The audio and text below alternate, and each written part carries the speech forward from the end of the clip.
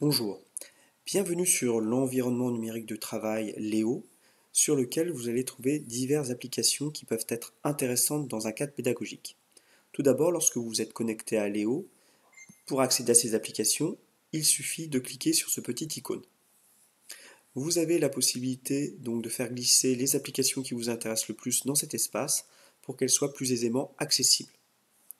Première application intéressante, l'agenda.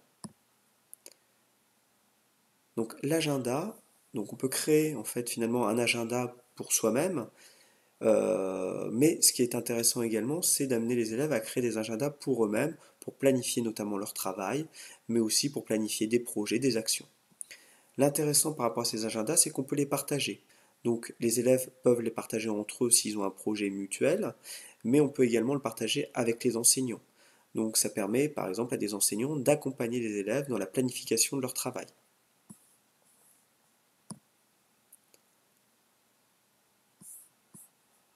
Alors, autre application qui peut être intéressante, qu'on va trouver ici, c'est la carte mentale. Alors la carte mentale, c'est comme les cartes mentales que l'on peut créer avec FreeMind, MindMap, etc. Et là, vous avez ici un exemple de carte mentale donc, qui a été élaboré dans un établissement, donc ici sur le CDI. Et donc ces cartes mentales, donc, elles peuvent bien évidemment être partagées, mais elles peuvent également être exportées.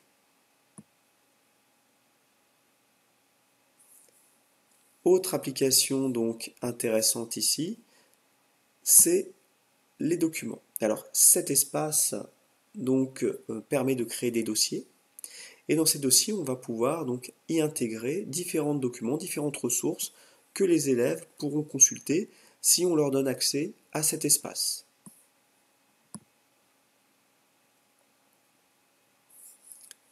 Autre élément intéressant, ICIDOC, donc que tout le monde connaît, qui est la base de données donc du CDI.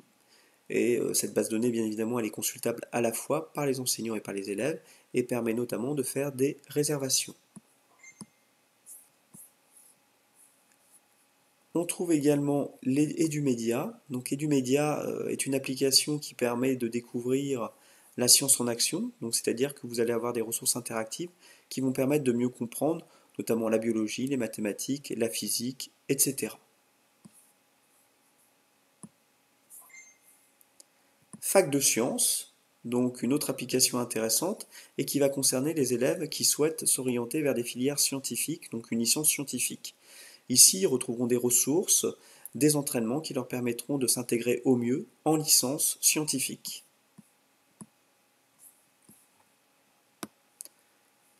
On va également trouver Folios. Donc Folios est un espace intéressant donc, qui a été créé il y a peu et qui correspond en fait aux différents parcours qui ont été créés avec la réforme du collège, c'est-à-dire les parcours Avenir, éducation artistique et culturelle, éducation de santé et citoyenneté. Donc là, cet espace est intéressant parce qu'il permet aux élèves de déposer finalement des ressources qui sont liées à ces différents parcours. Et donc les enseignants, à chaque fois donc, ils envisagent d'autres projets avec les élèves sur ces thématiques-là, peuvent justement permettre aux élèves d'enrichir ces espaces. Et l'enseignant qui accueille les élèves ensuite peut consulter ces espaces et peut du coup prendre appui sur ce qui a déjà fait. Ça peut notamment être particulièrement intéressant pour tout ce qui est le parcours à venir, puisque les élèves peuvent créer un CV. Donc par exemple, si je veux accéder à mes élèves, il faut que je clique ici. Et donc là, je vais avoir mon établissement, je clique sur ce petit icône-là et je vais avoir accès à mes classes dans lesquelles je vais pouvoir découvrir mes élèves et leurs différents espaces. Les forums, donc vous pouvez créer des forums de discussion avec les élèves sur une thématique. Donc ça peut permettre voilà, d'établir des échanges intéressants autour d'un travail qui est à mener. Une frise chronologique que vous pouvez créer, notamment bien évidemment en histoire. Vous avez également accès au site TV. Alors ce site TV, vous voyez, vous avez en haut les différents cycles, donc là, mais nous ce qui nous intéresse puisque nous sommes en lycée, c'est cet espace-là. Et donc dans cet espace, vous allez avoir des ressources pour le lycée général et technologique, mais également le lycée professionnel.